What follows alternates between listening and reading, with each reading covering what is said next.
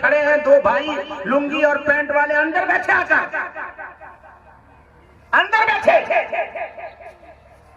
ए लुंगी, ए gate पे सटा उसको वहां से। आपको एक तालिब इल्म ने तकरीर सुनाया, उसके बाद आपने अंग्रेजी में तकरीर सुनी, उसके बाद अभी आपने मुफ्ती अमीर हमजा साहब की तकरीर सुनी, और आप सुनेंगे। सुनने से पहले, बोलने वाला तकरीर करने से पहले और आवाम बोलने से पहले ये नियत करें कि जो बोलूंगा और जो सुनेंगे उस पर अमल करेंगे। भाई करेंगे इंशाअल्लाह। अल्लाह तबारक व तआला इखलास के साथ बोलने की और आपको सुनने की तौफीक अता फरमाए। एक और बात, ये जो शायर सब लोग आप बीच में बुलाते हैं, क्या ये तरीका है? एक शेर पढ़ने को 5 मिनट लगाता है, बेफालतू। एक शेर पढ़ने को 5 मिनट लगता है। इसलिए शायरों का सिलसिला बंद करो जलसों में। कोई नात खा लाओ जो नात खानी करे, नात पढ़े। अब 4 मिसरे उसी को चिल्ला रहा है, बार बार उसी को चिल्ला रहा है। अरे दूसरा तो बोल ले। क्या तरीका है ये, गवैयों की तरह? इसलिए कोई एक मौलाना रिजवानुल्लाह साहब ये सिलसिला जारी, एक नात खाओ, एक कुरान की रात हो, एक नात खानी हो हुजूर सल्लल्लाहु अलैहि वसल्लम की शान में, जो तसलसल के साथ है। यानी एक साथ 4 मिसरे, उस 4 मिसरे को 5 मिनट लगता है और उसमें होता कुछ नहीं है, और जबरदस्ती सुभान अल्लाह। भाई कहने वाला ऐसा कहे कि मजमा खुद कह दे सुभान अल्लाह, उसको कहते जबरदस्ती तुम कहो। इसलिए मैं आया था, इससे पहले हाफिज खालिद साहब पीछे बैठे, मैंने कहा था ये चतुर्वेदी बंद करो, कहा था ना मौलाना रिजवानुल्लाह साहब। वो कहे कि गीता में लिखा है मोहम्मद सच्चे तो हम मानेंगे, मेरा रसूल सच्चा है, कुरान कहता, बात खत्म हो गई। मैंने आज से 8 साल पहले कहा था, अब कह के जा रहा हूं कि आइंदा से ये शायरों का सिलसिला बंद करो। नात खानी कराओ, जो मदरसे में पढ़ने वाला बच्चा है उसको तैयार करो, वो नात खानी करे और मदरसे की तर्जमानी करे। भाई करेंगे इंशाअल्लाह जी। अल्लाहुम्मा सल्ली अला मुहम्मद व अला आलि मुहम्मद कमा सल्लैता अला इब्राहीम व अला आलि इब्राहीम इन्नका हमीदुम मजीद। अल्लाहुम्मा बारिक अला मुहम्मद व अला आलि मुहम्मद कमा बारकता अला इब्राहीम व अला आलि इब्राहीम इन्नका हमीदुम मजीद। देखिए, दुनिया के अंदर बहुत सी ऐसी चीज है जिससे इंसान का दिल नहीं भरता। इंसान पूरी जिंदगी पानी पीता है, लेकिन पानी से उसका दिल भरता नहीं। वो कितना ही खाने से पहले वो थम्स अप पी ले, कोको कोला पी ले, पेप्सी पी ले, सोडा पी ले, जीरा पी ले, जो चाहे वो पी ले, लेकिन वो कहेगा मैं थोड़ा सा पानी तो दे दे। और ये कभी नहीं कहता कि भाई मैं 60 साल की जिंदगी में पानी पी पी के थक गया हूं। नहीं, मरते वक्त भी गला सूखेगा तो पानी, वो कभी पानी से उगता नहीं है। इसी तरीके से इंसान पैदा हुआ उस दिन से सूरज को देख रहा है, आसमान को देख रहा है, चांद सितारे को देख रहा है, लेकिन वो कभी ये नहीं कहता कि मैं आसमान को देख के थक गया, कभी नहीं कहता। ठीक इसी तरीके से इंसान बुढ़ा हो जावे, 60 साल का, 65 साल का, तो भी उसका दिल औरत से नहीं भरता। इसलिए ऐसा नहीं है कि बूढ़ा हो तो उससे पर्दा नहीं करने का, पर्दा तो है। कैसा पर्दा? ये नहीं कि घूंघट ले लिया मुंह के ऊपर और ब्लाउज पहना और पीठ खुला, वो नहीं। पर्दा वो पर्दा। अब्दुल्ला इब्ने उम्मे मक्तूम हुजूर की खिदमत में तशरीफ लाए। अज़वाजे उम्महात से फरमाया अंदर चली जाओ। कहा या रसूल अल्लाह वो तो नाबीना है, वो थोड़ा देखते हैं। हुजूर ने फरमाया अफानिया वानी अंतुमा, क्या तुम दोनों भी अंधियां हो? तुम तो देखती हो उन्हें। तो आदमी का दिल औरत से नहीं भरता। इसी तरीके से ईमान वाला, उसका दिल कभी काबा को देखने से नहीं भरता। इसलिए जो नहीं गया है उसको उतनी चाहत नहीं है हज और उम्रा की, जो गया है उसकी चाहत डबल है। वो सोचता है वापस एक बार जाऊं जिंदगी। अल्लाह हम सबको काबा ले जाए, अल्लाह रोज़े अक़दस की ज़ियारत नसीब फरमाए। इसी तरीके से ईमान वाले का दिल कभी भी कुरान से नहीं भरता। हजरत उस्मान गनी रज़ी अल्लाह ताला अन्हु फरमाते हैं कि ऐसा शख्स जो कुरान पढ़ते नहीं थकता, नहीं उगता था, तो उसके ईमान कामिल होने की गवाही देते। लेकिन अभी हम क्या करने वाले हैं? एक हाफिजी रखने वाले, और वो कैसा पढ़ेगा मालूम? अल्लाहु अकबर, अल्हम्दुलिल्लाह रब्बिल आलमीन अर्रहमानिर रहीम अल्लाहु अकबर। खूब बढ़िया हाफिज साहब छे, मौली साहब इतना फास्ट पढ़े, इतना फास्ट पढ़े, मजा आ गए। और मेरे नबी ने फरमाया बास कुरान पढ़ने वाले ऐसे हैं जिस पर कुरान लानत भेजता है। बास कुरान पढ़ने वाले ऐसे हैं जिस पर कुरान क्या करता है?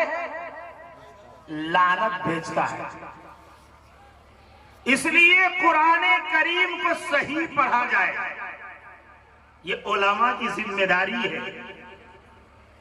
साफ साफ अंदाज में पढ़ा जाए, वक्त को भी सही किया जाए। इशा की नमाज हुई, सुम्मस्तकामू ततनज़्ज़लु अलैहिमुल मलाइका अल्ला तखाफू वला तहज़नू वअबशिरू बिल जन्नति लती कुंतुम तुअदून पे रुकू कर दिया, और नहनु औलियाउकुम पढ़ा ही नहीं, खुशखबरी की आयत छोड़ दिया। इमाम साहब को यह भी नहीं मालूम कि वक्फे कभी किसे कहते हैं। चूंकि मौलाना ने ऐलान किया है कि गुजरात की जमीन से कुरान पढ़ने का एक, इसलिए मैं इस मौजू में इस तरह से बात नहीं करता हूं जो कर रहा हूं। उन्होंने ऐलान किया तो जिम्मेदारी बनती नहीं कि मैं कुरान पर ही आपसे बात करूं। मेरे भाइयों, कुरान सही पढ़ा जाए और उलमा नमाज के अंदर सुन्नत किरात पढ़े। ये ना हो कि साल गुजर गया, एक बूढ़ा शख्स 70-75 साल का है, लेकिन उसने कभी सुन्नत के मुताबिक नमाज नहीं पढ़ी है। उसका जिम्मेदार मौलवी है, उसको ये पता ही नहीं फजर में क्या सुन्नत है, जुमा के दिन कौन सी सूरत का पढ़ना सुन्नत है, ईदैन में कौन सी सूरतों का पढ़ना सुन्नत है। उसने एक रट्टा लगा रखा है और वही 2 पारे नमाज में पढ़े जाते हैं। 29 और 30, 28 पारे क्यों आए थे भाई? क्यों आए थे? आए क्यों? अल्लाह ने क्यों नाजिल किया? इसलिए जो उलमा है, आइम्मा है, वो पूरे कुरान को पढ़े, सही अंदाज से पढ़े,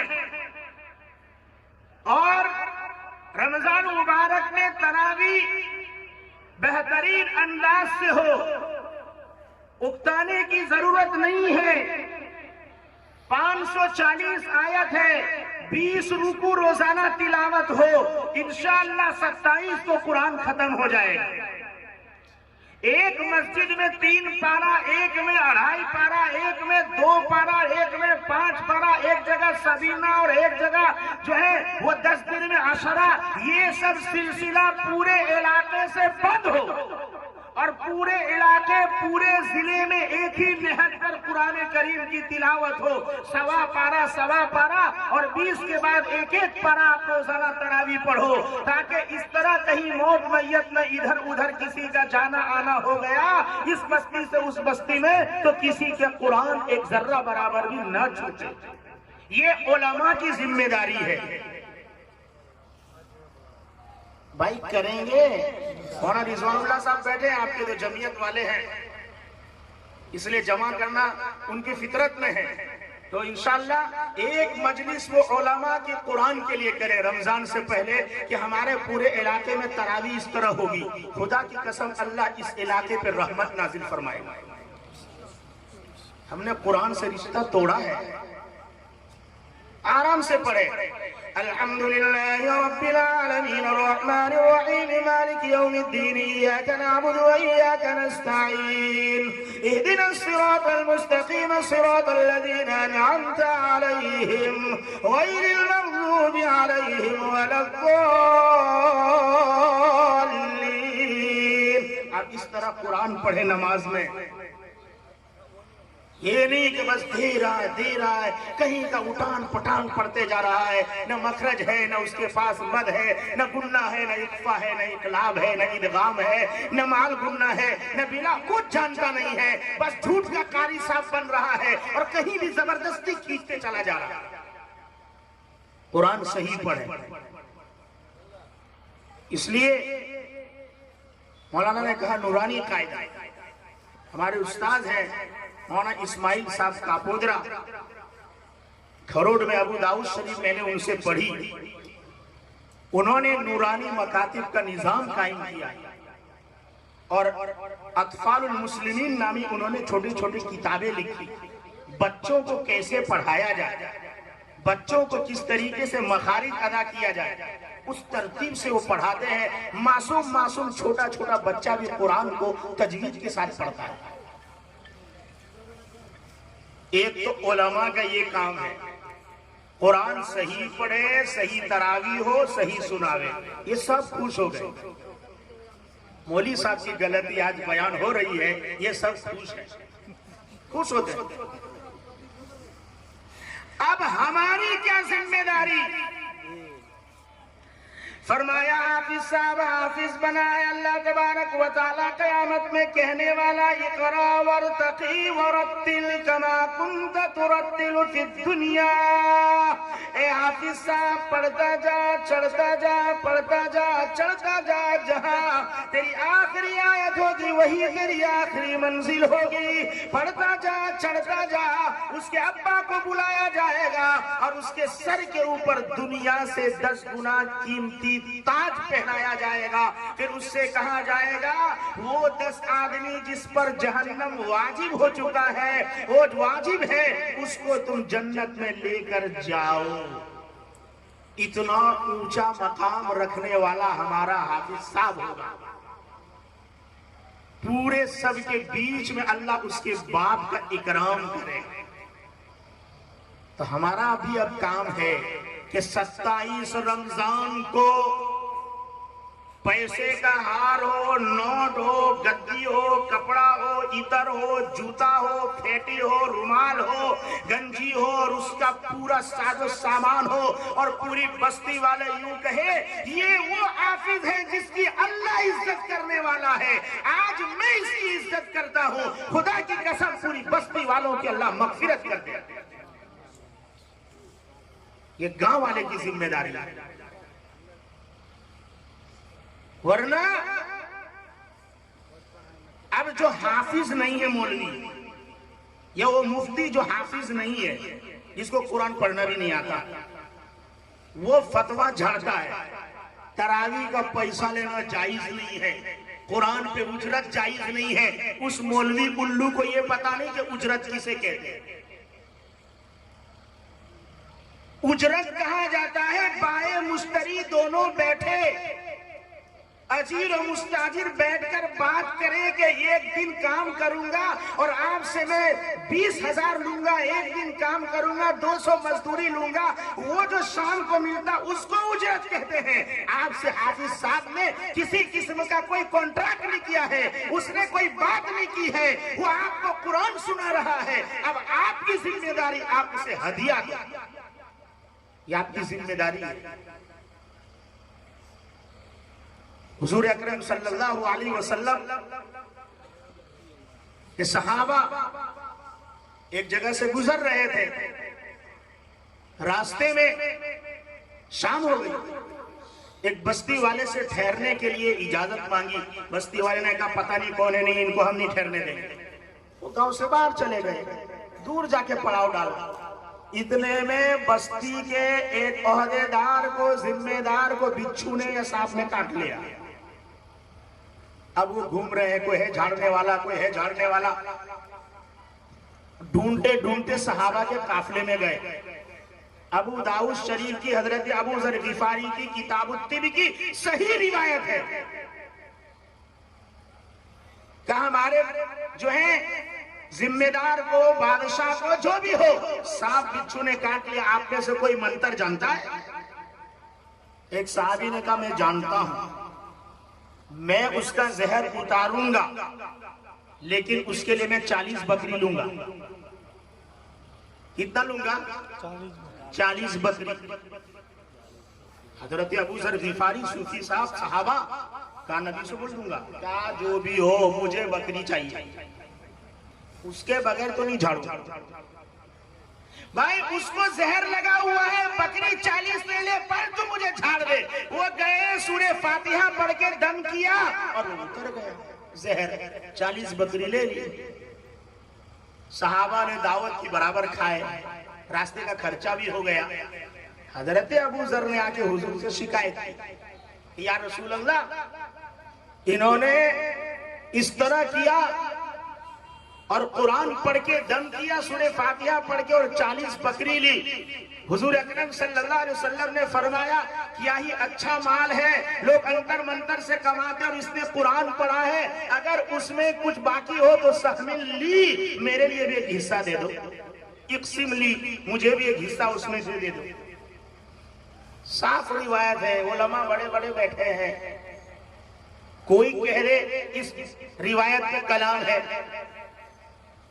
लोग इसने कहा, मुफ्ती साहब ने कहा उजरत नहीं देना। लोग पूछे, अरे भाई अगर आप हुफ्फाज के साथ, उलमा के साथ दुश्मनी करोगे, उसे कुछ नहीं दोगे, कोई अपने बच्चे को आलिम नहीं बनाएगा, उसका वबाल पूरी बस्ती पर आएगा। और अगर उसका एहतराम करोगे, इज्जत करोगे, लोग कहेंगे अच्छा हाफिज की ये इज्जत और ये मकाम है, लोग उसको सीने से लगाते हैं, मैं भी मेरे बच्चे को हाफिज बनाऊंगा। अब जो है इसका सवाब जो है सब बस्ती वालों को मिलेगा। बोलो आप दोगे आपके हाफिज साहब को इनाम? बोलिए हाफिज साहब मांगेगा नहीं, लेकिन आपको देना पड़ेगा। भाई देंगे ना। कुरान की बरकत से अल्लाह ने किसको कहां से कहां पहुंचा दिया। कुरान से सहाबा को लगाव था। हजरत अबू बकर सिद्दीक रज़ी अल्लाह ताला अन्हु कुरान को थोड़ा पस्त आवाज से पढ़ते, उमर बुलंद आवाज से पढ़ते। हुजूर का गुजर हुआ, हुजूर अकरम सल्लल्लाहु अलैहि वसल्लम ने फरमाया अबू बकर तुम इतनी धीरी आवाज से क्यों पढ़ते हो? कहा मैं तो उस कायनात के रब को सुनाता हूँ जो कि दिलों की धड़कनों से वाकिफ है। हजरत उमर से फरमाया आप जोर जोर से रात को तिलावत क्यों करते हो? फरमाया मैं सोने वालों को तहज्जुद में जगाता हूँ। अल्लाह के रसूल ने फरमाया अबू बकर आप अपनी आवाज थोड़ा बुलंद कर लो, उमर अपनी आवाज थोड़ा नीचे कर लो। ये तहज्जुद के वक्त घरों में कुरान पढ़ा करते थे। हाँ, हजरत अबू बकर सिद्दीक रज़ी अल्लाह ताला अन्हु ने हबशा जाने का इरादा कर लिया, इजाजत मिल गई। रास्ते में इब्न दुगुन्ना मिला। अबू बकर कहा यहाँ तो इबादत करना मुश्किल हो रहा है, अल्लाह के हुक्मों पे चलना मुश्किल है, चलने नहीं दिया जाता, इसलिए मैंने सोचा मक्का छोड़ दो। इब्न दुगुन्ना ने कहा नहीं, आप जैसा आदमी मक्का नहीं छोड़ सकता। आप यतीमों के काम आते हो, गरीबों की मदद करते हो, बीमारों के लिए सहारा बनते हो, बेयारों के आप मददगार बनते हो, आपको मक्का से हम जाने नहीं देंगे। ये जो औसाफ इब्न दुगुन्ना बयान कर रहे हैं हजरत अबू बकर सिद्दीक रज़ी अल्लाह ताला अन्हु के, यही औसाफ जब अल्लाह के रसूल सल्लल्लाहु अलैहि वसल्लम गारे हिरा से लौट कर आए थे सूरह इकरा के नुज़ूल के बाद, तो अल्लाह के रसूल सल्लल्लाहु अलैहि वसल्लम की घबराहट की वजह से ये घबराहट जो तारी हुई थी, तो उस वक्त हजरत खदीजतुल कुबरा रज़ी अल्लाह ताला अन्हा ने अल्लाह के रसूल सल्लल्लाहु अलैहि वसल्लम के लिए यही कलिमात कहे थे जो हजरत अबू बकर के लिए इब्न दुगुन्ना ने कहे। इब्न दुगुन्ना ने कहा कि आप रहिए, आपको मक्का से जाना नहीं, हम आपको पनाह देते हैं, आप रहिए और आप जो है कुरान करीम पढ़िए, नमाज पढ़िए। जब कुरान की तिलावत शुरू की हजरत अबू बकर सिद्दीक रज़ी अल्लाह ताला अन्हु ने, तो उनकी औरतें, उनके बच्चे वो सब जमा हो जाते थे। उनको खतरा हो गया कि कहीं हमारे बच्चे मजहब छोड़कर मुसलमान न बन जाए। उन्होंने कहा मैं अपने अमान को वापस लेता हूँ, आप कुरान नहीं पढ़ सकते। हजरत अबू बकर सिद्दीक रज़ी अल्लाह ताला ने फरमाया मुझे अल्लाह की अमान काफी है, तेरी अमान मुझे चाहिए। मेरे भाइयों, ये कुरान वो है जिससे थोड़ी सी भी अगर मोहब्बत हो, अल्लाह तबारक व तआला इंसान को कहां से कहां पहुंचा देता है। तुर्क का एक नौजवान उस्मान नामी, ये मेहमान नवाज था, बहुत मेहमानी करता था लोगों ने कहा भाई तू ऐरे गहरे को बस्ती में बुला लेता है मेहमानी करने के लिए, बस्ती में तू किसी को ला नहीं सकता। बस्ती वाले रोकते थे लेकिन ये लोगों को मेहमान लाता था। इस नौजवान को लोगों ने बस्ती से इसलिए निकाल दिया कि ये लोगों को मेहमानी के लिए घर बुलाता था। एक रात मेहमान बुलाए तो बस्ती वाला ने गांव से भगा दिया। ये अपने पीर के घर गया रात में जब ये गया है तो ये सो गया पीर के यहाँ पैर लंबा करके। ये जब तहज्जुद में नौजवान उठा है उस्मान, तो इसने देखा कि मेरे सर के पैर के जानिब सामने की तरफ जिस तरह मैंने पैर लंबा किया था वहां तो ताक के ऊपर कुरान रखा था। पूरी रात मेरा पैर कुरान की तरफ रहा, तो ये कुरान को सीने से लगाकर रो रहा है, अल्लाह से माफी मांग रहा है, अल्लाह मुझे माफ कर दे, अल्लाह मुझे माफ कर दे, कुरान की मुझसे तौहीन हो गई है। उधर रात को उनके पीर को ख्वाब में ये बशारत दी जाती है वो तुम्हारे घर जो नौजवान मेहमान है उसको घर से निकाल दो, अभी कह दो कि भाई इशारा हो गया है, आप घर से निकलो। पीर साहब आए नौजवान के पास, देखा नौजवान रो रहा है। कहा हजरत आप कहा बेटा का क्या हुआ? कहा हजरत पूरी रात मेरे पैर जो है वो कुरान की तरफ रह गया, इसलिए मुझे अफसोस है, अल्लाह मुझे माफ कर दे। पीर साहब ने कहा भाई तेरे लिए ये पैगाम आया है कि तू घर से चला जा। उस वक्त उसने कहा बस्ती वालों ने निकाला, आपके यहाँ आया, आपके यहाँ आया हूँ, आप भी निकाल रहे, मैं कहाँ जाऊंगा। ये निकाल दिया शेख ने, ये निकल पड़ा नौजवान। चलता चलता चलता इसको 9-10 लोग मिले, वो एक जगह बैठे थे नेक किस्म के। उन्होंने इसको देख कर कहा भाई कहा क्या बात है? कहा इस तरह की बात है, अरे हम भी ऐसे नेक आदमी की तलाश में है, हम सोचते हैं कि एक हमें कोई ऐसा आदमी मिले जो अमीर साहब बन जाए, इसलिए आज से आप हमारे अमीर है। ये 11 हो गए, ये चले, ये चलते गए, काफिला चलता गया और जो है रास्ता ये तय करते गए, काफिला बनता गया। ये धीरे धीरे धीरे एक जमात की शक्ल इख्तियार कर गई। धीरे धीरे आगे निकले, पता चला करीब में एक ईसाई बस्ती है और वो मुसलमानों को परेशान करते हैं। इन सब ने मिलकर ईसाई बस्ती पे हमला कर दिया। ईसाइयों ने इनके साथ सुलह कर दी कि कोई बात नहीं, हम अपना हथियार डालते हैं, तुम यहां रहो, उनको रहने के लिए दे दिया। अब हुआ ऐसा, सुलहनामे में कि बादशाह की एक ही बेटी है, उससे ये उस्मान निकाह करेगा। बादशाह ने उसको दामाद बना लिया, ईसाई था वो। बादशाह का इंतकाल हो गया,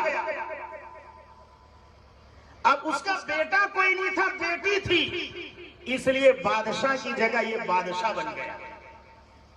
इसको पीर साहब ने निकलते वक्त कहा था, तूने कुरान की इज्जत की है, अल्लाह इस कुरान के जरिए से तुझे इज्जत अता फरमाएगा। ये जब बादशाह बना तो जब ये दारुल हुकूमत में गया, पार्लियामेंट में जिसने पहला ऐलान किया कि आज के बाद से पहले इस पार्लियामेंट में कुरान की तिलावत होगी और उसके बाद जो है वो पार्लियामेंट का काम शुरू होगा। मेरे भाइयों, इस नौजवान में आशिक़े कुरान था। शाम जब होती तो पहले कुरान को उठाकर ले जाया जाता, उसके बाद मस्जिद मजलिस बर्खास्त होती, उसी को लोग खिलाफत उस्मानिया कहते हैं। एक नौजवान को कुरान से मोहब्बत थी, अल्लाह तबारक व तआला ने उनसे खिलाफत उस्मानिया का निजाम बरसों सैकड़ों साल तक चलाया। आज मैं और आप कुरान से दूर हुए हैं, अल्लाह तबारक व तआला ने जलीलो खार करके रखा है। मेरे भाइयों,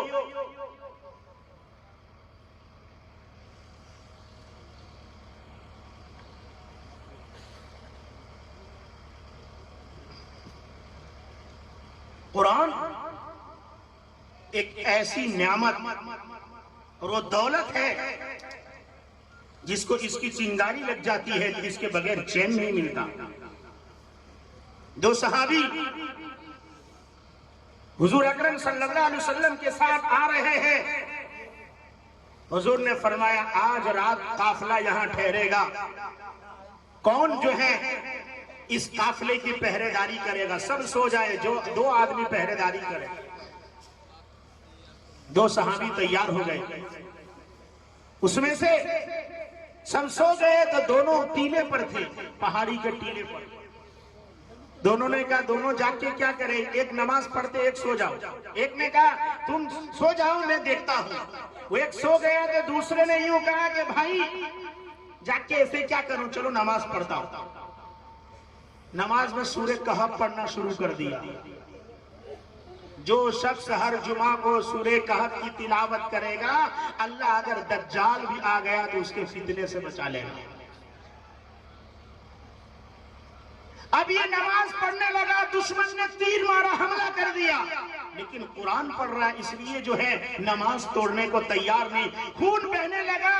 अब अंदेशा हुआ कि दुश्मन हमला आवर हो जाए और हुजूर का हुक्म कहीं टूट न जाए, तो सलाम फेरा साथी को जगाया। तो साथी ने कहा, अरे शुरू में कह देते। कहा, सूरह कहफ पढ़ रहा था, मैंने मुनासिब नहीं समझा कि कुरान पढ़ते हुए नमाज को तोड़ दूं और जो है मैं कुरान पढ़ना बंद कर दूं। मेरे भाइयों, इंसान को जान की फिक्र नहीं थी, कुरान से ऐसी मोहब्बत। लेकिन मैं और आप है, बरसों हो गए, बरसों, सालों साल बाद ऐसा भी मुसलमान है कि रमजान मुबारक में भी कुरान को हाथ में नहीं लेता है। इसलिए तरावी में कुरान हो और हर मुसलमान कम से कम 3 कुरान खत्म करे। कितनी करे भाई? 3 कुरान हर मुसलमान खत्म करे। आता है ना, सबको पढ़ते, पूरे मजमे को कुरान पढ़ने आता है? नहीं आता? तो भाई शाम के टाइम एक ऐसा भी उस्ताद रखा जाए जो बड़ी उम्र के लोगों को कुरान सिखाए। हजरत अबू बकर ईमान लाए तो 38 साल के थे। हाँ, बहुत सारे सहाबा वो हैं जिन्होंने बड़ी उम्र में कुरान सीखा है। अब क्या है, ये तो बच्चा ही कर सकता है, बच्चे का, अरे बच्चे का काम नहीं है। कुरान जो है वो माँ के गोद से कब्र तक की जिंदगी सिखाने आया है। तो कुरान माँ के गोद से कब्र तक, आप बुढ़ापे तक, बचपने से उसको सीख सकते हैं। इसलिए जहां बच्चों का मदरसा चलता है वहां चाहिए कि मगरिब के बाद या इशा के बाद जब खेत से आकर इंसान फारिग हो जाता है तो आध घंटा 20 मिनट 40 मिनट तय किया जावे और वो नौजवान और वो बूढ़े और वो बड़ी उम्र वाले जिसको कुरान नहीं आता है उनको कुरान सिखाया जाए। भाई आप लोग सीखेंगे? तैयार है सब? माशाअल्लाह। भाई मदरसे वाले इसका भी इंतजाम करें, शौक तो है सब में। बहरहाल ये कुरान हजरत फातिमा ज़हरा रज़ियल्लाहु ताला अन्हा एक रात सलाम जो है वो नियत बांधती है और रात को तिलावत शुरू करती है। नमाज के अंदर 2 रकात नमाज पढ़ती सलाम फेरती है। आसमान की तरफ जैसे निगाह उठाती देखती है कि सुबह सादिक हो चुका है। अल्लाह तबारक व तआला से शिकायत करती है, कहती है अल्लाह ये कैसी छोटी रात बनाई कि मेरी 2 रकात में सुबह हो गई। हजरत फातिमा को शिकायत थी कि रात छोटी बनाई कि 2 रकात में रात पूरी निकल गई और हम सो कर मोटे हो गए हैं और हमें यही शिकायत है कि रात बहुत छोटी है इसलिए अभी फजर में नहीं आ सकता मौलाना। हमको ये शिकायत है और उनको वो शिकायत थी कि रात छोटी है, अल्लाह 2 रकात में पूरी रात खत्म हो गई। मेरे भाइयों, अपने आप को बदलना होगा, अपनी जिंदगी में चेंजेस लाना होगा। मुआशरे के बिगाड़ को खत्म करने के लिए वाहिद रास्ता है उलमाए हक से राब्ता। वरना याद रखिए, अगर आप उलमा से कटे हैं, मदारिस से कटे हैं, शेखुल हिंद रहमतुल्लाह अलैहि माल्टा के जेल से आते हैं, दारुल में लोगों को जमा करते हैं और वो कहते हैं ऐ हिंदुस्तान वालों सुनो, ऐ हिंदुस्तान वालों सुनो, मैं माल्टा के जेल से तुम्हारे लिए 2 सबक लेकर आया हूँ। एक सबक तो ये है आपस में इत्तिहाद कायम रखो, आपस में एक हो जाओ। लेकिन क्या ये मुखिया के इलेक्शन ने, सरपंच के इलेक्शन ने, वार्ड मेंबर के इलेक्शन ने, पंचायत के इलेक्शन ने भाई भाई को एक दूसरे का दुश्मन बना दिया, साले को बहनोई का दुश्मन बना दिया, चाचा को भतीजे का दुश्मन बना दिया, फूफी को भतीजे का, मामू को भांजे का। ऐसी रेस लगी हुई है, ऐसे पैसे के पुजारी बने हुए हैं, ऐसे हरामखोर बने हुए हैं, ऐसे सूदखोर बने हुए हैं, ऐसे लुच्चे लफंगे बने हुए हैं। रात रात में अपने ईमान का सौदा, बीवी के ईमान का सौदा, औलाद के ईमान का सौदा, ये सिर्फ हजार रुपए में अपने वोटों का सौदा कर बनता है। ये कौम जो अपने आप को बेच रही है, 1000 रुपए में अपना सौदा कर रही है, ये क्या तरक्की के ख्वाब देखती है? ये क्या सोचती है अल्लाह मुझे तरक्की देगा? नहीं, ये कौम कटेगी, मिटेगी, पिटेगी। जो अपने आप में नहीं जुड़ सके वो दूसरे को क्या जोड़ेंगे? इसलिए अहद करो, हमारा एक ही मुखिया होगा, कोई पार्टीबाजी बस्ती में नहीं होगी, कोई जो है पार्टीबाजी नहीं होगी। एक 500 टके के लिए इंसान जो है अपने आप को बेच रहा है। कैसे घटिए, कैसे घिनौना मुसलमान हो चुका है और वो ये समझ रहा है मैं तरक्की कर जाऊंगा, तेरा घर तो बन जाएगा, मुखिया से कांटेक्ट रखेगा, इंदिरावास तेरा पास करा देगा, वो इंदिरावास में तुझे 2,40,000 दिलवाएगा और वो खुद उसमें से 40,000 जो है वो रिश्वत खाएगा। वो भी रिश्वतखोर है। जिस कौम में सूदखोरी होगी, जिस कौम में रिश्वतखोरी होगी, जिस कौम में हरामखोरी होगी, जिस कौम में जिनाकारी होगी, उस कौम को अल्लाह हलाक करेगा, उस कौम को अल्लाह बर्बाद करेगा, अल्लाह उस कौम को तबाह करेगा। तो शेखुल हिंद रहमतुल्लाह अलैहि ने फरमाया कि ऐ हिंद वालों, अगर आप ये चाहते हो मुझे हिंदुस्तान में सुकून मिले, इज्जत और आफियत के साथ हम कलमे पर रह सके, तो पहले एक बन जाओ। ये पहला पैगाम था। मुसलमानों सुनो, आपको मुफ्ती साहब ने ये कहा कि लोग ये कहते हैं इलाका गरीब है, गरीब है, गरीब है। क्यों गरीब है? क्यों गरीब है?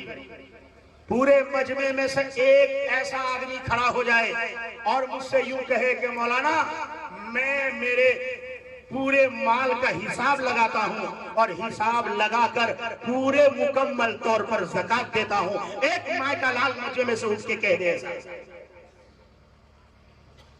पूरे इलाके में एक ऐसा फर्द नहीं मिलेगा जो अपने दिन के ज़कात देता हो। जो कौम ज़कात में डंडी मारेगी, अल्लाह उस कौम के ऊपर कहत साली डालेगा। ये फैसला है रब्बुल इज्जत का। बताओ पूरे मजमे में एक ऐसा खड़ा हो जाए। माशाअल्लाह, देखो अल्लाह तबारक व तआला ऐसे एक इंसान की बुनियाद पर पूरी बस्ती को बचाए हुआ है। अगर वो एक भी नहीं रहेगा तो अल्लाह तबारक व तआला बस्ती पर वबाल लाएगा। हमारा पूरा इलाका दिलिए दूमन धान हुआ कितना? 500 मन। मौलाना रिजवानुल्लाह साहब, पूरे बिहार की जमीन उशरी जमीन है, आसमान के पानी से खेती हो रही है। 10% देना पड़ेगा खेतूर लोगों को, 10%। अगर नहीं देंगे आप अल्लाह की निगाह में मुजरिम समझे जाएंगे। ए भाई चुप रहो। इसलिए ज़कात तो ज़कात। फरमाते नबी करीम सल्लल्लाहु अलैहि वसल्लम के अल्लाह तबारक व तआला ने बनी इसराइल में 3 शख्स थे। 3 अल्लाह कभी देकर इम्तिहान लेता है, कभी लेकर इम्तिहान लेता है। दिया है तो शाकिर बन और लिया है तो साबिर बन। अगर अल्लाह ने मांग दिया है शुक्र अदा कर, और अगर अल्लाह तबारक व तआला ने नहीं दिया है तो अकबर सब्र करने वाला बन। अल्लाह के रसूल फरमाते, बनी इसराइल का वाकया मिशकात शरीफ में नकल किया। फरमाते 3 आदमी था, 3 एक गंजा, एक अंधा और एक कोढ़ी। अल्लाह तबारक व तआला ने तीनों को इम्तिहान लेना चाहा, आजमाना चाहा, आजमाया। अल्लाह ने सबसे पहले गंजे के पास एक फरिश्ता भेजा। किसकी शक्ल में? इंसानी शक्ल में। उससे कहा तेरी कोई जरूरत? तो कहा मेरी तो क्या जरूरत, मैं गंजा हूं, लोग मुझे टकला बोलते हैं, इसलिए मेरे सर पे बाल आ जाए, ये मेरी चाहत है। अल्लाह तबारक व तआला के हुक्म से उसके लिए दुआ कर दिया, बाल आ गया सर पे। कहा आप बोल क्या चाहिए? तो कहा मुझे ऊंटनी चाहिए, गाभन। उस जमाने की मर्सिडीज BMW वही थी। हाँ, दे दिया। वो जाकर कोढ़ी से मिले, कोढ़ी से कहा तो कहा लोग मेरे साथ खाते नहीं, पीते नहीं, घिन करते हैं। दुआ कर दी, उसकी चमड़ी अच्छी हो गई। कहा क्या चाहिए? कहा गाय चाहिए। गाय दे दिया। अंडे से मिले। कहा तुझे क्या पसंद है भाई? शॉर्टकट में बोल रहा हूं। कहा मुझे तो कुछ दिखता नहीं, अल्लाह मेरी आंख दे दे, यही बहुत बड़ी बात है। अच्छा, दुआ की आंख अच्छा हो गया। कहा अब क्या चाहिए? कहा बकरी चाहिए। अब माल आया। इसके पास ऊंट के एक अस्तबल तैयार है, तो इधर इसके पास बैल बकरे बहुत ज्यादा है, इसके पास बकरियां बहुत है, खूब मालदार बन गए, पैसे आ गया। जैसे ही पैसे आता है इंसान को घमंड आना शुरू हो जाता है, तकब्बुर आ जाता है, बड़ाई आ जाती है, बात जो है वो बदल देता है, अंदाज बदल देता है, चाल बदल जाती है। और गाड़ी लंबी चौड़ी ससुर की 4 चक्के की फकीर ने खरीद लिया हुआ है, महंगा भिखमंगा फकीर, इंटरनेशनल फकीर, ससुर की गाड़ी में बैठकर ऐसा देखता है कि कहीं मुझे कोई देख तो नहीं रहा है, मैं कैसा लग रहा हूं, लोग तुझे देख रहे हैं लेकिन इस नजर से देख रहे हैं कि फकीर बैठ रहा है गाड़ी में। हाँ, इसलिए देख रहे हैं। एक सवाल और पूछूंगा मजमे से। हाँ, बोले बारात वापस जा रही है मौलाना, क्यों जा रही? जहेज नहीं दिया। अफसोस इस पर नहीं, अफसोस इस पर है कि दिल्ली, बंबई, हैदराबाद में रहने वाला वो हाफिज़े कुरान भी ले रहा है, ससुर की गाड़ी पर घूमता है। कब वक्त कमीना कहीं का सीने में कुरान है और हराम की गाड़ियों पे घूम रहा है। दीन को नुकसान इन चालू मुल्लाओं से हुआ है जो टिकाऊ है, जिसके माँ बाप ने ये कहा अगर ये पूरा मौलवी बनेगा तब भी 8,000 कमाएगा और आधा बनेगा तब भी कमाएगा। लानत है ऐसे लोगों पर जो कुरान को और इल्म को कमाने के लिए हासिल करते हैं। फरमाते बारात चली जाएगी वापस, डील हुआ था वो नहीं मिला। ए बता, मजमे में बैठा हुआ पूरा मजमा, जहेज तो नकद लिया है, मेहर किसने नकद दिया है? बोलो बोलो। मेहर बांधा 2 लाख, मेरे फातमी 78,000, 82,000, 68,000, 2 अशरफी, 5 अशरफी। दिया कितना रे बुढ़ा? नहीं दिया। बुढ़िया कब्र पे आएगी, जनाजे पर आकर कहेगी मैंने माफ किया।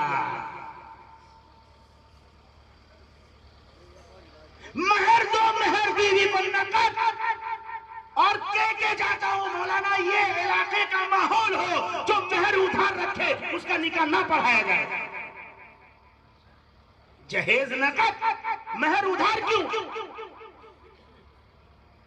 देखो कैसे सन्नाटे छा गए, देना पड़ेगा। ससुर से पैसे मांग रहा, उससे लोगों को दावतें कर रहा है, बारात की गाड़ियां कर रहा है कमबख्त, और वो उधार रख रहा है जो मेहर का असल वाजिब। निकाह में 2 ही खर्चे हैं, एक सुन्नत और एक वाजिब है। ये मेहर वाजिब इसी को उड़ा दिया। पूरा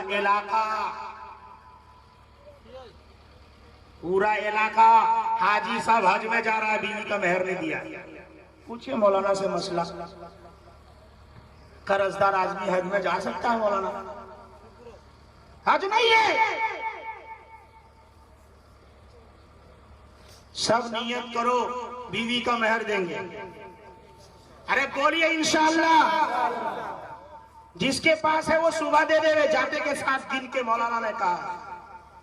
लेकिन बांधा तो होगा वही 2 अशरफी और मेरे फातिमी। मौलवी साहब 90,000 कहां समझे? अब परेशान है। पूरी जिंदगी 10 बच्चे का बाप बन गया, पोते हो गए, पोतियां हो गई, नाते नवासी की शादी कर रहा है और उधार बैठा हुआ है और ये कर्जदार बैठा है। अगर मरेगा, बीवी ने माफ नहीं किया तो ये कहां जाएगा? मौलाना से मसला पूछिए। ये मुआशरत है। इसलिए पूरा इलाका ये नियत करे, नौजवान नियत करे, जब मेहर का पैसा होगा तभी शादी करूंगा और ससुर से तो नहीं लूंगा। बेटी भी और पेटी भी, बेटी भी और पेटी भी, ये कहां से लाए? बेटी वाले का कोई खर्चा है नहीं शरीयत में। बेटे वाले को कहा भाई तू आ, इसे लेकर जा, मेहर नकद दे। मसला है अगर औरत चाहे शादी से पहले मेहर नहीं दिया है तो अपने आप में हाथ नहीं लगाने दे सकती है, उसका हक है। वो कह सकती है पैसा देगा तो मुझे छूना, नहीं तो नहीं छू सकता है। मसला है।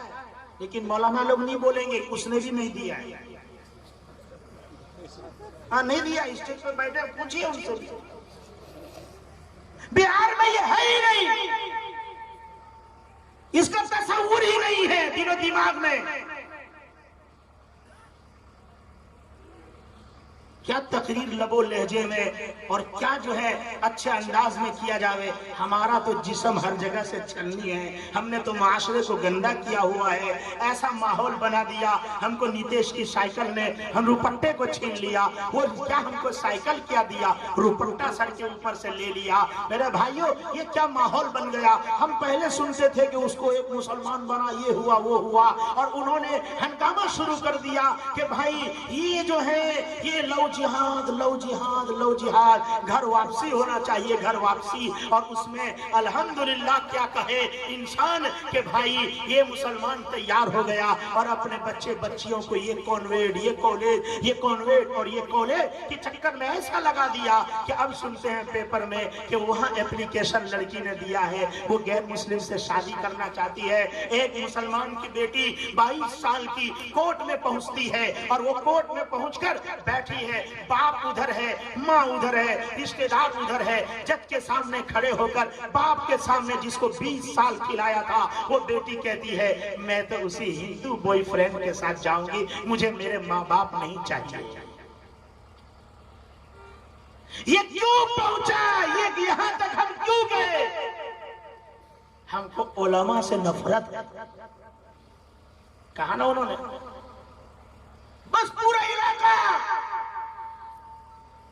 खुद तो कभी 5 रुपया चंदा दिया नहीं, मुझे देखा ही नहीं। यहाँ वो शेर पढ़ने वाला चिल्ला चिल्ला के बेचारा आवाज ऊपर करा रहा है, नीचे करा रहा है कि कोई आवे 10 रुपया देने के लिए। एक आदमी नहीं हिला पूरे मजमे में से, एक नहीं हिला। क्यों? खा ही इतना लिया था वहां पे कि उठना ही नहीं चाह रहे थे। मेरे भाइयों,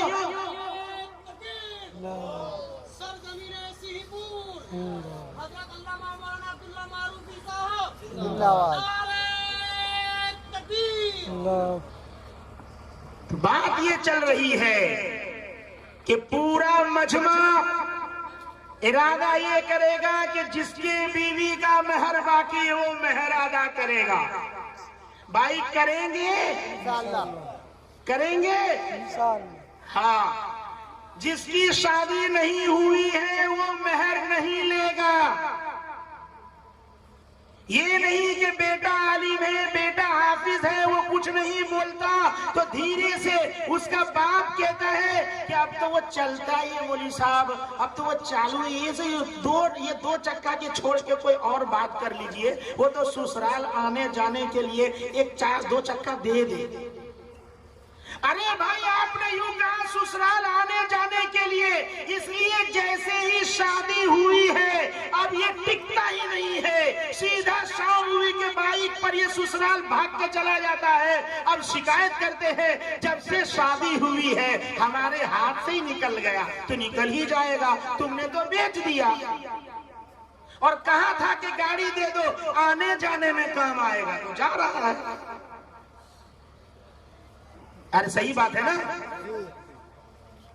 अब दे दिया, अब चला गया बेटा, अब परेशान है, बहुत परेशान। बेटा चला गया तो, और अगर इसकी बेटी के साथ इसका दामाद घर आ गया है और दामाद इसी से यहाँ रहता है, घर जमाई बन गया है, अब सबको कहता फिरता, कहती फिरती मेरा दामाद हजारों में एक है, मेरी बेटी को दिल्ली, बंबई, आगरा, लखनऊ, इलाहाबाद और ये न जाने कहां कहां घुमाता है। कभी हाजी अली के चक्कर लगवाता है, कभी ताजमहल दिखाता है, तो कभी जो है इसको दिल्ली जामे मस्जिद और कुतुब मीनार घुमाता है। मेरा दामाद हजारों में एक है, दामाद इसकी बेटी को घुमाता है, हजारों में एक है, और इसका बेटा अगर इसकी बहू को लेके घूमता है तो कमीना बन चुका है। मौलवी साहब एक तावीज दे दो ना, मेरा बेटा सुधर जावे। अब उसको सुधारने चला।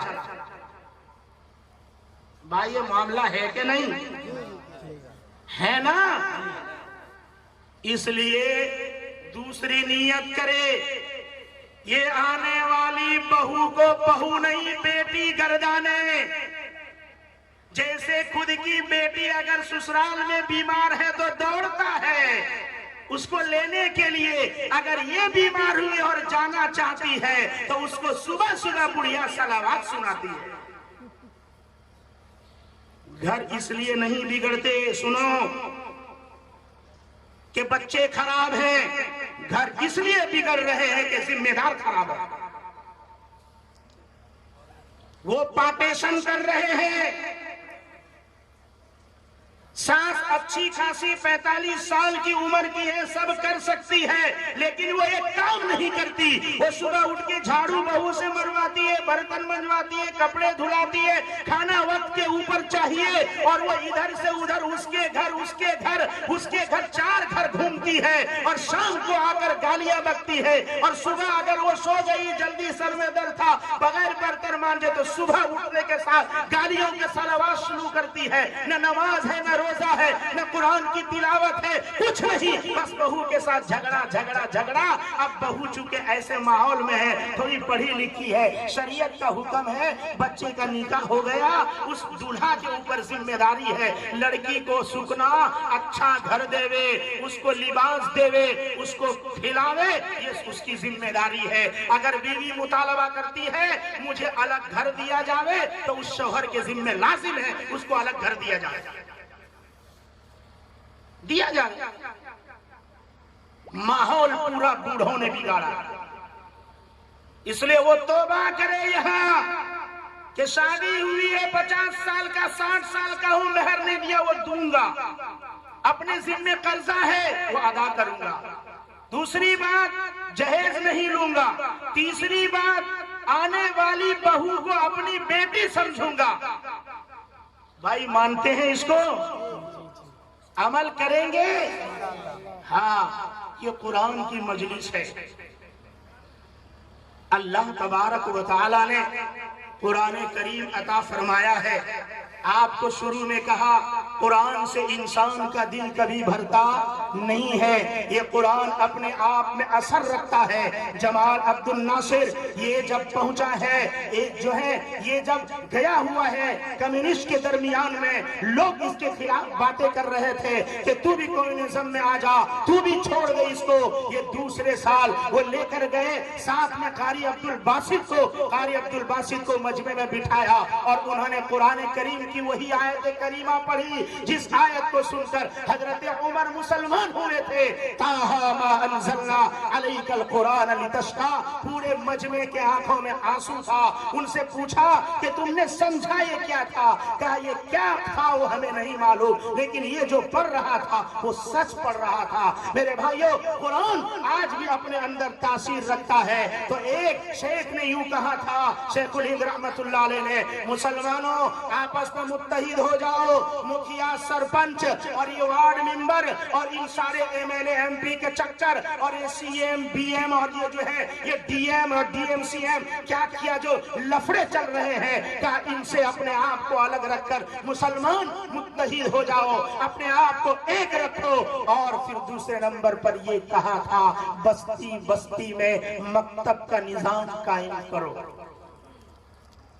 यही एक रास्ता है ईमान को बचाने की, वरना आज जो है मेरे और आपके अंदर से ईमान को छीनने की न जाने कैसी कैसी साजिशें रची जा रही है, और उसमें वो कामयाब भी होते चले जा रहे हैं, वो कामयाब भी होते चले जा रहे हैं। अल्लाह मेरे और आपकी ईमान की हिफाजत फरमाए। मेरे भाइयों, तो आपको शुरू में कहा था, इब्न दुगुन्ना ने जो औसाफ बयान किए हजरत अबू बकर सिद्दीक रज़ी अल्लाह ताला अन्हु के, वही औसाफ हजरत खदीजतुल कुबरा रज़ी अल्लाह ताला अन्हा ने मोहम्मद मुस्तफ़ा सल्लल्लाहु अलैहि वसल्लम के बयान फरमाए। अबू बकर सिद्दीक और हुजूर अकरम सल्लल्लाहु अलैहि वसल्लम के औसाफ में जो है वो करीब करीब इत्तिहाद है। अल्लाह तबारक व तआला ने इत्तिहाद में रखा हुआ है। इसलिए लोग कहते लौ काना बादी नबिय्यन लकाना उमर, अगर नबी के बाद कोई नबी होता तो उमर होते, तो क्या अबू बकर पीछे, उमर जो है वो आगे आ गए? कहा नहीं, लौकाना मई नबियन लकाना अबू बकर, अगर हुजूर के साथ कोई नबी होते तो अबू बकर होते, हुजूर के बाद कोई होते तो उमर होते। इसलिए कि हजरत अबू बकर को इन्नल्लाह माना, मईयत हासिल है। मेरे भाइयों, अबू बकर का मर्तबा ही कुछ और है। जब फतह मक्का के मौके के ऊपर सुलहनामा लिखा जा रहा है और उस वक्त हुजूर अकरम सल्लल्लाहु अलैहि वसल्लम दबे चले जा रहे हैं, अबू जुंदुल को वापस भेज रहे हैं। अबू जुंदुल कह रहे हैं, या रसूल अल्लाह, मैं तो इस तरफ आया था, दुश्मन के आप वापस हवाले कर रहे हैं। अल्लाह के रसूल ने फिर भी उनको हवाले कर दिया। मुख्तसर अंदाज में हजरत आपके आ चुके हैं स्टेज के ऊपर। मेरे भाइयों, हजरत उमर फारूक रज़ी अल्लाह ताला अन्हु को ये चीज गवारा नहीं हो रहा था। हजरत अबू बकर सिद्दीक ने अल्लाह के रसूल से कह दिया, या रसूल अल्लाह, क्या आज हम मजबूत नहीं है? क्या हम ताकतवर नहीं है? क्या हम 313 से आज ज्यादा नहीं है? फिर ये दबकर सुलह क्यों या रसूल अल्लाह? अल्लाह के रसूल सल्लल्लाहु अलैहि वसल्लम फरमाते हैं, ये सही है। यहाँ से उठकर हजरत अबू बकर के पास गए। अबू बकर ने फरमाया, जो नबी कर रहे हैं वो सही है। मेरे भाइयों, ये वो नबी है जब सबने आपा खो दिया था। रसूल अकरम सल्लल्लाहु अलैहि वसल्लम की तबीयत खराब होती है। पीर जुमेरात के दिन इशा की नमाज के बाद से अल्लाह के रसूल सल्लल्लाहु अलैहि वसल्लम ने मुसल्ला छोड़ा है। अल्लाह के रसूल सल्लल्लाहु अलैहि वसल्लम 17 नमाज तक बाहर रहे। हजरत अबू बकर सिद्दीक रज़ियल्लाहु ताला अन्हु ने उम्मत को संभाला, मुसल्ले को संभाला। पीर के दिन फजर की नमाज में अल्लाह के रसूल सल्लल्लाहु अलैहि वसल्लम ने अपने हुजरे का पर्दा हटाया। पता चला घर में पर्दा होना चाहिए। हुजूर अकरम सल्लल्लाहु अलैहि वसल्लम और अज़वाज उम्महात से ज्यादा कोई पाकीज़ा नहीं है। उनके मकान में भी पर्दा था, लेकिन अफसोस हाफिज साहब और जो कट मौलवी है, उनकी बीवी बगैर इसके ये गले में ओढ़नी डालकर ससुराल की बाइक पर बेपर्दा घूम रही है। मौलवी साहब और हाफिज साहब से पहले मेरी दरखास्त है कि आप अपनी ज़ौजा को फुल पर्दे में लाओ। बात थोड़ी कड़वी है लेकिन हकीकत है। बोले वो तो भाई है, वो देवर ही है। अल्लाह के रसूल सल्लल्लाहु अलैहि वसल्लम ने फरमाया, देवर मौत है, देवर से भी पर्दा है। मामी को अपने भांजे से भी पर्दा है। कुछ नहीं, जनाजा निकाल दिया। और कैसा निकाला, एक बात और कहूंगा, गुस्से में था। मौलवी साहब फोन किया कलकत्ता से डायरेक्ट दमन, मौलाना मैं पिया हुआ था और मैंने गुस्से में बोल दिया तुझे 3 तलाक। क्यों बोला? गुस्से में था मौलाना, कोई रास्ता है मेरा? मैंने कहा रास्ता यही कि तुझे डंडा पड़े, दूसरा कोई रास्ता नहीं। एक तो पीना ही हराम और 3 तलाक देना भी हराम है ही नहीं। सही उसका रास्ता दिया था तुमको। अनबन हो गया शौहर बीवी में, तो कहा वकील गवाह को बुला के समझा लो। नहीं समझते तो ऐसा वक्त बीवी पीरियड में नहीं है, बीवी नापाक नहीं है, नमाज पढ़ने की हालत में तो उसको 1 तलाक दे दो, 1। फिर घर में रहो, उसका घर है, वो आपकी बीवी है। दोनों ने हंस के बात कर लिया, एक दूसरे से हाथ पकड़ लिया और कह दिया कि मैं तुझसे वापस जो है वो रुजू करता हूं, तो दोनों शौहर बीवी। आसान रास्ता था। कहा नहीं बोला और वो नापाक हो गई। फिर पाकी का वक्त आया, फिर भी वो नहीं बोला। दूसरा नापाकी का, फिर भी नहीं बोला। तीसरा नापाकी का वक्त गुजर गया तो कहा भाई तेरी बीवी तेरे लिए बायना बन गई, इसको तलाक़े बाइन कहते हैं। हजरत माकिल बिन यसार ने के बहनोई ने उनकी बहन को यही तलाक दी थी, तलाक़े बाइन। कहा अब क्या करे? कहा तलाक़े बाइन है, इद्दत यही गुजारेगी, इसकी जिम्मेदारी शौहर की, इद्दत का खर्चा दे, नफका दे, सुकना दे, सब दे। अब जो है ये घर चली गई, ये अपने घर है, उसको शौहर की याद आ रही है। माँ कहती तू निकम्मी, रह नहीं सकी। भाभी कहती रह नहीं सकी। भाभी ताना देती, भाई कोसता, माँ भी बोलती, बाप भी बोलता। अब परेशान है, वो सोचता है कि वो सोचती है मैं तो अपने शौहर के घर ही अच्छी थी। इधर ये सुबह उठता है, नाश्ता देने वाला कोई नहीं, कपड़ा धोने वाला कोई नहीं, प्रेस करने वाला कोई नहीं, बच्चा टेहे स्कूल भेजने वाला कोई नहीं। ये सोचता है कि मेरी बीवी होती तो कितना अच्छा। दोनों को एक दूसरे की याद आ रही है। कहा हम दूसरे दोनों आपस में मिलना चाहते हैं, तो कहा भाई बाप को कोई हक नहीं कि उसको रोके, फला ताजुलुहुन्ना, उनको एक होने दो। कहा भाई वकील साहब आओ, गवाह साहब आओ, मौलाना साहब निकाह पढ़ा, कोई टेंशन नहीं था। लेकिन कहा कि 3 तलाक। अब कहा ये तेरी बीवी हो ही नहीं सकती, हटा। लेकिन उम्मत ने हीला और हलाला दोनों में कर दिया घोटाला। हीला और हलाला दोनों में किया उम्मत ने घोटाला। हीला, मौली साहब ने चंदा करके लाया पैसा, तो ज़कात है, सदका है, फितरा है, उसको पाक करना पड़ेगा। मौली साहब को तनख्वाह जो देनी है वो तो हलाल से, मस्जिद में जो काम कराना है वो तो जो है साफ सुथरा पैसा चाहिए लिल्ला। तो एक मुदर्रिस साहब को, गरीब को बुलाता है, कहता है मौली साहब ये चंदे का पैसा मदरसा में दे दो। हमारे हजरत बड़े बैठे हुए, उनसे पूछिए सिर्फ तब्दीले यद से पैसा पाक होता है? मौलाना रिजवानुल्लाह साहब होता है? तबलीग शर्त है, तबलीग मालिक बनाना शर्त है। ये ज़कात का पैसा है, गरीब को कहा जाए लो, कोई करता है? मदरसे वाले ने वो बना रखा है फॉर्म, और बच्चे से दस्तखत ले लिया कि हमारे जो है मुअत्तमिम साहब वकील है। बच्चा तो नाबालिग है, अब उसकी इजाजत का क्या मसला है वो भी बताना है। ये मसला है हीले के साथ। हलाला यूं कहा था कि हो गया तलाक, इद्दत पूरी, अब वो किसी और से निकाह करके चली गई। अब वो मर गया, कहीं कुछ हो गया, या फिर उसने भी तलाक दे दिया किसी वजह से, उसके बाद इद्दत पूरी हुई तो शौहर अव्वल के लिए वो हलाल है। लेकिन आज क्या हो रहा है? क्या हो रहा है? बोले इसने बीवी को 3 तलाक दिया, इसके घर 4 बच्चे हैं, इसका घर उजड़ गया, अब कैसे होगा? कहा उसका एक नौजवान बच्चे से रात को निकाह पढ़ा दो, रात उसके साथ रह के सुबह उससे जो है तलाक ले लो। ये उम्मत का हाल है।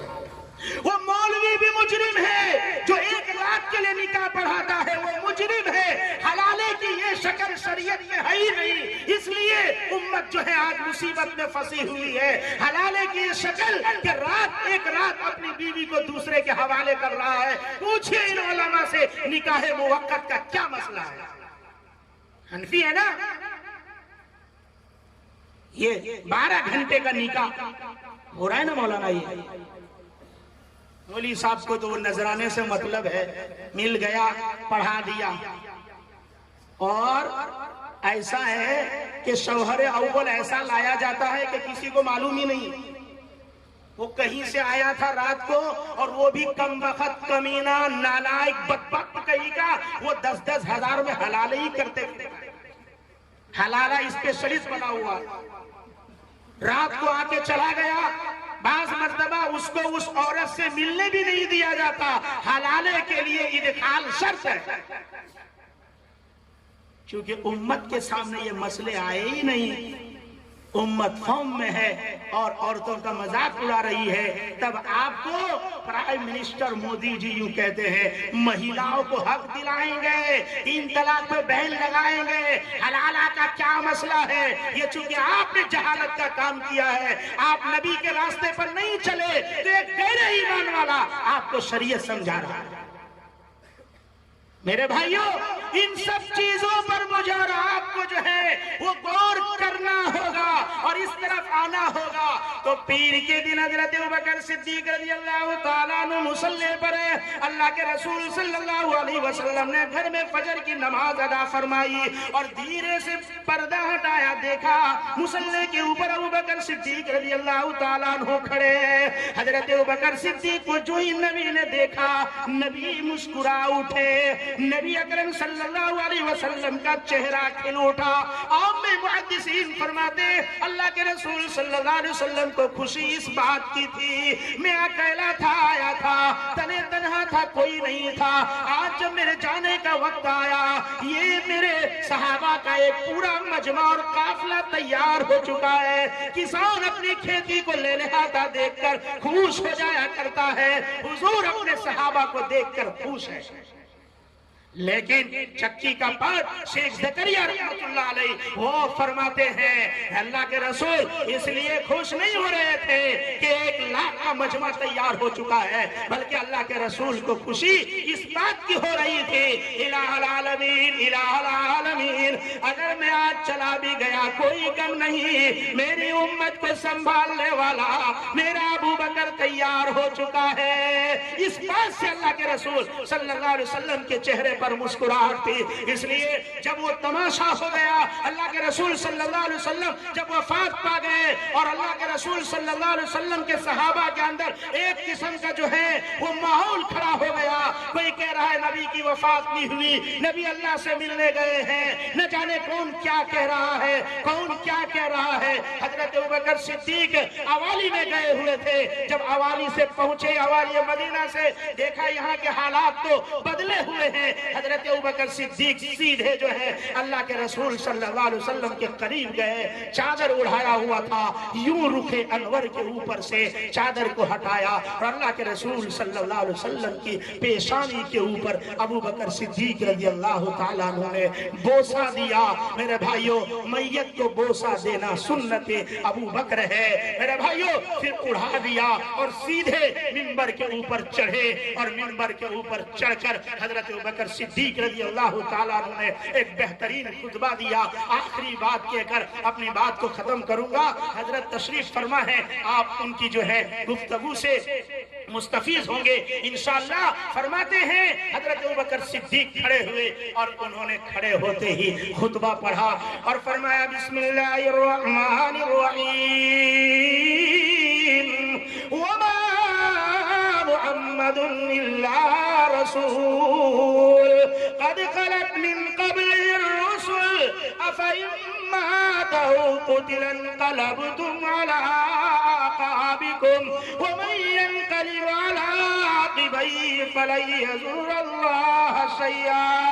और फिर फरमाया मन कान यअबुदु मुहम्मदन फ़इन्नहु क़द मात।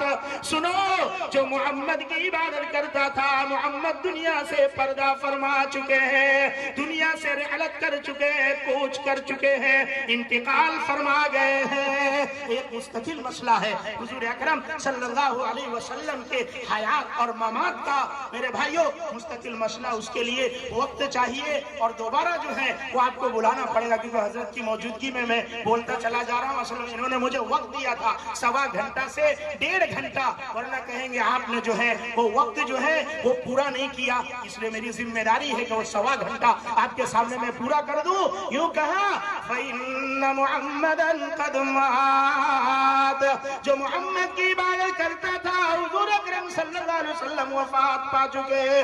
रशीद अहमद गंगोही रहमतुल्लाह अलैह फरमाते हैं, मुख्तसर सा बोल दूं, जब हयात और ममात का मसला आया, फरमाते हैं हुजूर अकरम सल्लल्लाहु अलैहि वसल्लम की बॉडी से रूह को निकाला ही नहीं गया था।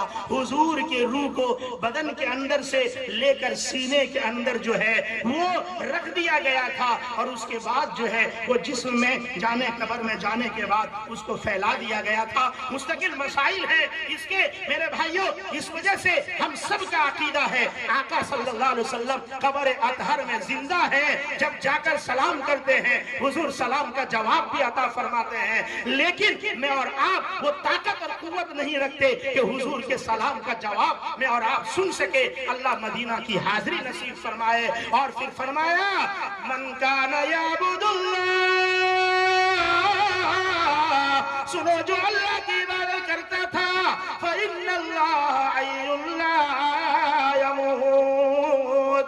बेशक अल्लाह जिंदा है, मौत उसे नहीं आती है। जब ये तकरीर की उस वक्त हजरत अबू बकर सिद्दीक रज़ियल्लाहु ताला अन्हु को शरे सदर हो गया और उस वक्त ये पहला मशवरा किया गया, हुजूर अकरम सल्लल्लाहु अलैहि वसल्लम को दफनाया कहाँ जाएगा, हुजूर को गुस्ल कौन देगा, हुजूर अकरम सल्लल्लाहु अलैहि वसल्लम के जो है वो कब्र कौन खोदेगा।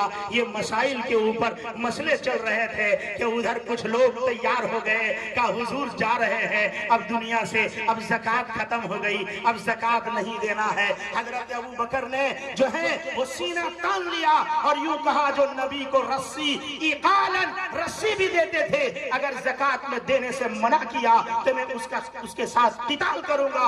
हजरत अबू बकर सिद्दीक रज़ियल्लाहु ताला अन्हु ने फरमाया, क्या आप कलमा गो से जो है वो ज़कात न देने वालों से, कलमा पढ़ने वालों से किताल करेंगे? कहा, जिस तरीके से नमाज का मुनकिर काफिर है, इसी तरह ज़कात का मुनकिर भी काफिर है, इसलिए मैं किताल करूंगा।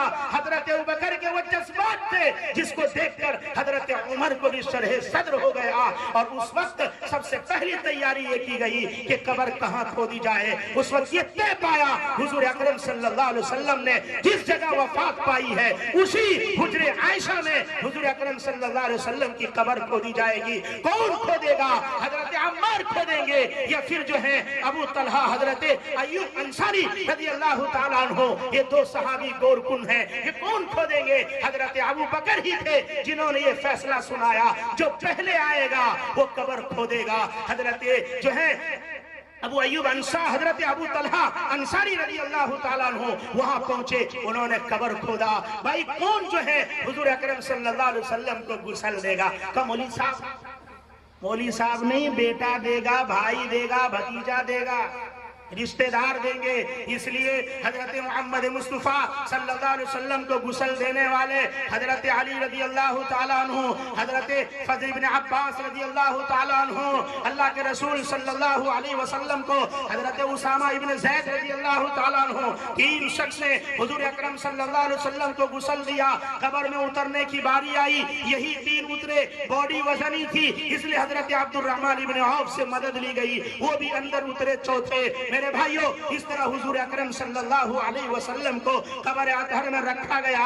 जब ये बात आई, इस वजह से यहाँ तक लेकर आया हूँ। अब एक और मसला हमारे इलाके का छिड़ा हुआ है और एक बीमारी फैल रही है। बेटा दिल्ली में है, बम्बई में है, लखनऊ में है, कहा बेटा आएगा तो हम जनाजे को दफनाएंगे, क्या करे? कहा जो है उसको कटियार में ले जाके कॉल रूम में रख दो, नहीं होता है तो घर में बर्फ की सील रख के इस बूढ़े बाप को ठंडे के साथ जमहरीर ठंडी का आजाद दुनिया से शुरू करो, उसको रख दो अंदर में।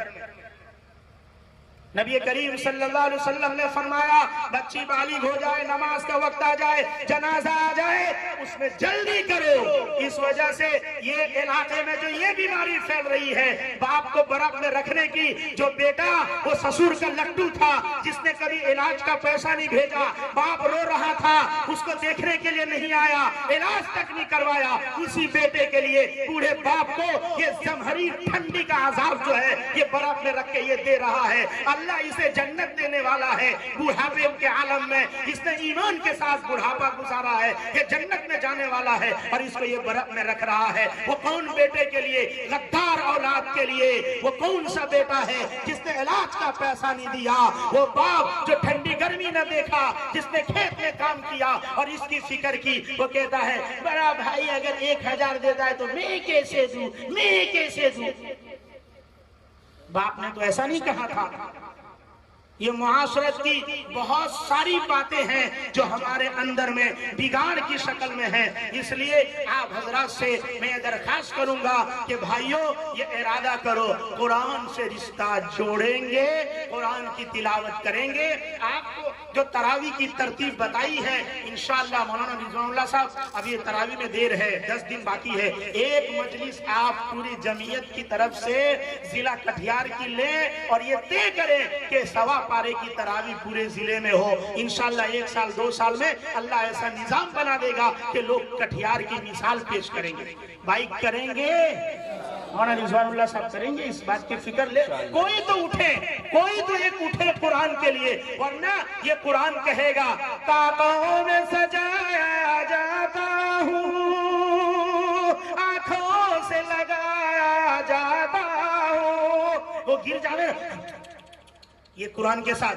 ताकों में सजाया जाता हूँ, आंखों से लगाया जाता हूँ, तावीज बनाया जाता हूँ, दो धो के पिलाया जाता हूँ। ये कुरान शिकायत करेगा, वरना अल्लाह तबारक व तआला मुझे भी कुरान के साथ मोहब्बत अता फरमाए, आप सबको ही मोहब्बत अता फरमाए। फरमाया हमने आपकी तरफ कुरान नाजिल किया है ताकि आप इस कुरान के जरिए लोगों को जुल्मात से रोशनी की तरफ लाए। और नबी ने फरमाया कुरान से बरकत हासिल करो। ये कुरान ऐसी किताब है जो अल्लाह का कलाम है, अल्लाह से निकला हुआ है। ये ऐसी किताब है किसी कौम को ऊपर ले जाता है वो यज़ाउल आखिरीन, और एक कौम को ये कुरान नीचे कर देता है। अल्लाह तबारक व तआला कुरान से वाबस्तगी नसीब फरमाए, इस मदरसे को दिन दुगनी रात चौगनी तरक्की अता फरमाए। अल्लाह इज्जत व आफियत के साथ रखे। अल्लाह जब लेकर जाए कलमे तय्यबा ला इलाहा इल्लल्लाह मुहम्मदुर रसूलुल्लाह सल्लल्लाहु अलैहि वसल्लम पर मुझे और आपको मौत नसीब फरमाए। कुरान मक्का में उतरा, कुरान मदीना में उतरा। अल्लाह मुझे और आपको मक्का और मदीना की हाजिरी नसीब फरमाए, बार बार नसीब फरमाए। ईद आजमन वाज जुमला जहां आमीन बाद व आखिरु दावाना अनिल हम्दुलिल्लाह।